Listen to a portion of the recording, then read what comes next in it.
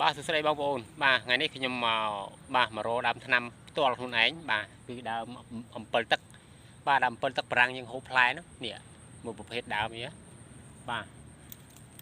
នេះគេយកសបកវាបងប្អូនបាទយើងទៅរកដើមវាឲ្យរៀងធំយ៉ាងតិចព្រោះអីដើមវាទូចនេះវាអត់សូវមានកម្អអញ្ចឹងណាបាទហើយយកសបកវាមកសបកវាកម្អហ្នឹងបាទយកវាទៅទោះវាយកហើយយើងយកទៅដុសបាទដុសជាមួយថ្មដាក់ជាមួយទឹកក្រូចឆ្មាយើងហូបផ្លែហ្នឹងបាទទឹកក្រូចឆ្មាជូរហ្នឹងបាទយើងដុសដាក់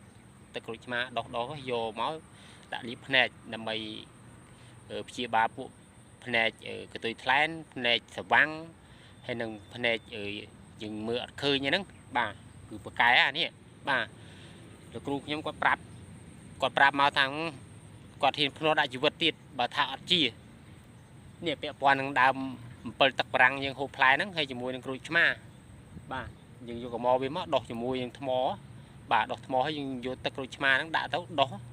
បាទយកលាបបតក់ភ្នែកយើងមកអាភ្នែកយើងបកែស្វាំងព្រិលកើតកន្ទុយថ្លែនហ្នឹងគាត់ថាធានាហ្មងតែ4 5ដងគឺដឹងអាជ្រុះហើយអត់នៅទេកន្ទុយថ្លែនហ្នឹងបាទអញ្ចឹងគឺអត្ថប្រយោជន៍នេះគឺ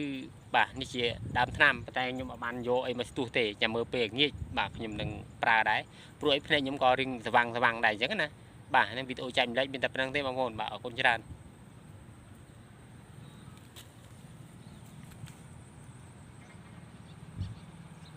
ដើមវានៅខ្ចីពេក